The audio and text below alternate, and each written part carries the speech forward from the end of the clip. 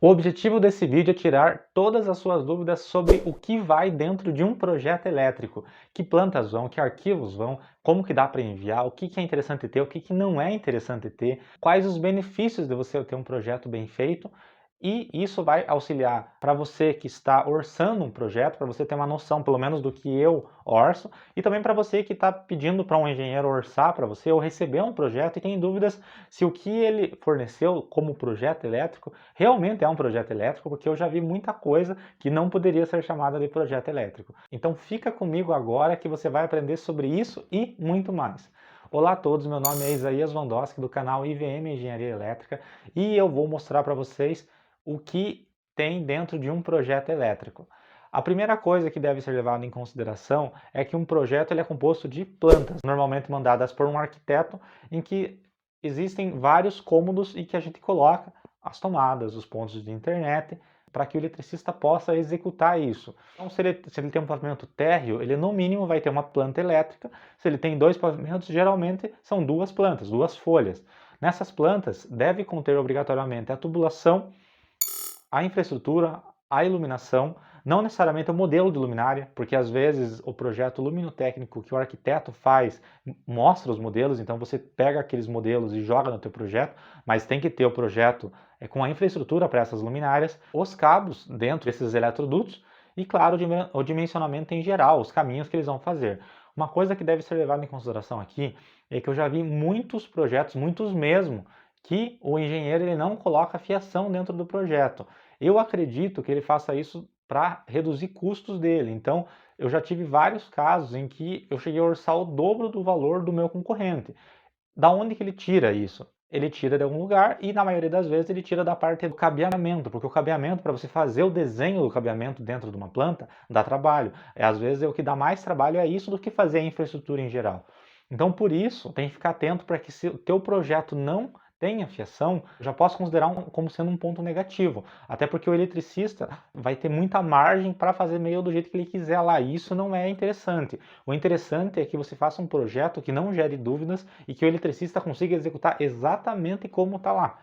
Nessa planta elétrica vai ser mostrado, por exemplo, pode ter tubo de PVC, pode ter tubo de PVC flexível ou rígido, pode por algum motivo ser tubo de ferro zincado, tubo galvanizado, eletrocalho, perfilado.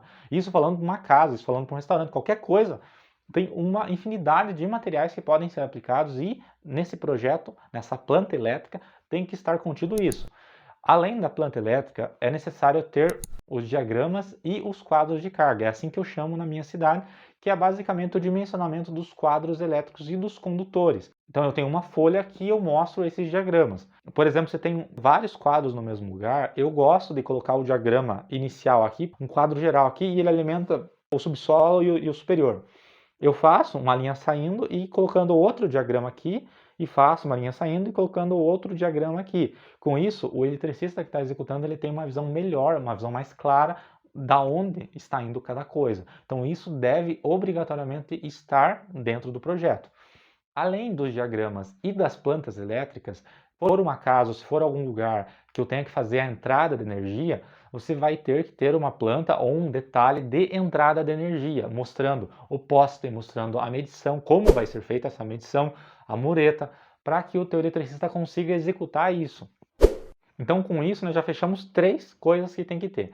Além disso, nós temos uma coisa chamada, pelo menos na nossa empresa, de memorial de cálculo ou memorial descritivo, em que eu descrevo tudo que foi feito nesse projeto, o porquê de cada coisa. Então, por exemplo, existem apartamentos do Casa Verde e Amarelo hoje em dia, que a construtora determina que não deve ter ar-condicionado, por exemplo, porque o padrão do apartamento não permite, que gasto com cabo, ter aumento de carga. Então a construtora ela determina, ó, esse padrão de casa eu vou vender sem ar-condicionado. Um jeito de eu me resguardar, falando do porquê não foi colocado ar-condicionado, é escrevendo no meu memorial, dizendo, não foi colocado ar-condicionado por esse motivo, porque a construtora não quis. Então o memorial ele é feito para isso e também é feito para indicar as normas que foram base para você fazer esse projeto. Então lá eu indico, eu usei a NBR 5410 por tal motivo, a 5419 por tal motivo.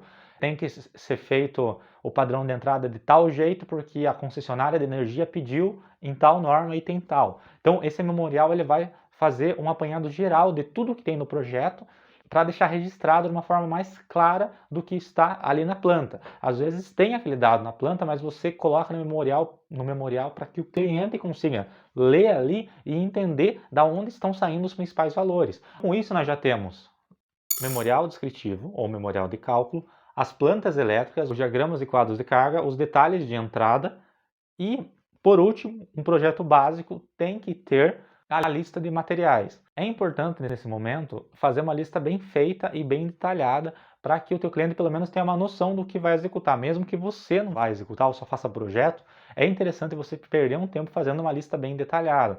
Nós, por padrão, além de fazermos essa lista, nós cotamos essa lista e entregamos para o cliente uma previsão de custo, tanto de material quanto de mão de obra para fazer aquilo mesmo que a gente não vai fazer. Porque mesmo que o cliente opte por pegar outra empresa, ele já tem uma base do que uma empresa de qualidade vai cobrar dele para fazer isso e quanto ele vai gastar em material para ele não ter nenhuma surpresa ali para frente. E aqui vale o mesmo ponto daquilo que eu falei das empresas que fazem projeto e cobram muito barato. Essas empresas que cobram muito barato dificilmente mandam listas de materiais, porque isso dá trabalho de fazer, e se você fizer errado, pode até te comprometer, porque o cliente pode alegar que você projetou e você disse que ia dar tanto.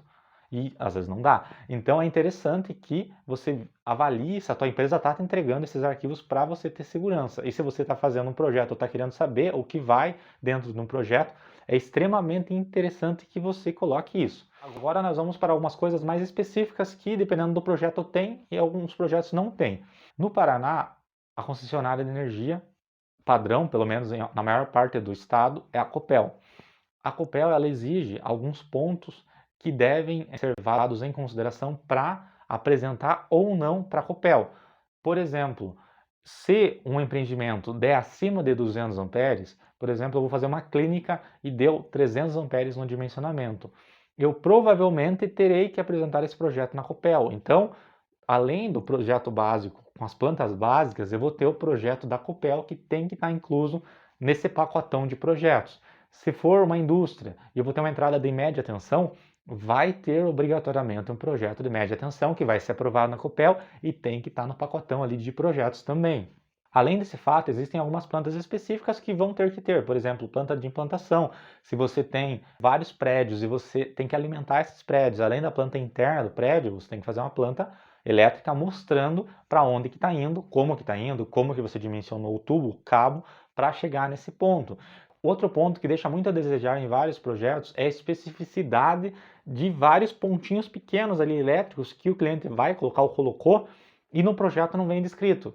Por exemplo, se eu tenho uma persiana, dependendo de cada modelo, eu tenho um jeito de alimentar, eu tenho um botão para acionar ela, eu tenho um tubo que tem que sair dela e desse botão e ir para a janela. Se eu tiver piso aquecido, eu vou ter que deixar uma infraestrutura para isso. Se eu tiver aspiração central, eu vou ter que deixar outro tipo de infraestrutura elétrica para fazer isso. Se eu tiver carro elétrico, tem outras questões que eu tenho que levar em consideração. Então, isso deve ser levado em consideração no projeto e deve ser obrigatoriamente colocado no projeto. Da parte hidráulica, você precisa do projeto hidráulico para você fazer o dimensionamento das proteções das bombas elétricas, que hoje em dia a maior parte das casas que nós fazemos tem alguma bombinha, e a automação de boias elétricas para fazer esse comando. Então, no teu projeto tem que ter esse acionamento, essa automação simples, mas tem que ter, e vários não tem, de bombas hidráulicas do aquecedor de piscina. No projeto hidráulico geralmente vem também a especificação do aquecedor a gás. Tudo isso tem pontos elétricos e tem que ser deixado no momento do projeto. E daí, além de todos esses pontos elétricos que eu comentei, existe a possibilidade de você fazer ou não o projeto de cabeamento estruturado. Na maioria dos projetos que nós executamos, nós fazemos o projeto elétrico e fazemos também o projeto de cabeamento estruturado. Isso vale para todas as nossas obras. Dentro do cabeamento estruturado, daí está incluso interfone, cabos de rede, Wi-Fi, sistema de som, sistema de alarme, sistema de, dependendo do prédio, prevenção de incêndio, automação de prevenção de incêndio, automação de motores, comunicação entre computadores, entre servidores. Tudo isso está incluso no projeto de cabeamento estruturado que nós também entregamos como padrão. Então nós fornecemos esse pacotão com tudo o que precisa de cabos elétricos e de dados para uma residência, para um prédio, para qualquer coisa que seja. Se a empresa que está te orçando, ela vai te oferecer tudo isso no pacote e está um preço interessante, é bem legal que essa empresa faça para você. Ou se você oferecer tudo isso para o teu cliente, eu tenho certeza que você vai atender muito bem ele vai querer fazer outros projetos com você, porque você vai estar sanando todas as dúvidas que ele possa ter para todos os ambientes, para todos os equipamentos elétricos. E se você tiver alguma outra dúvida ou alguma outra sugestão, comenta aqui embaixo, porque isso é muito importante para mim, ou se você inclui alguma outra planta que eu não falei aqui, porque isso é muito interessante para que todos nós consigamos entregar o máximo possível para o cliente, porque isso agrega valor também ao nosso projeto. E se você é cliente e está avaliando um projeto elétrico, tenta levar isso em consideração para cobrar também do teu engenheiro e perguntar por que ou não que ele fez uma coisa ou outra, a mais ou a menos, porque é o teu dinheiro que está em jogo. Espero que vocês tenham gostado desse vídeo e até a próxima.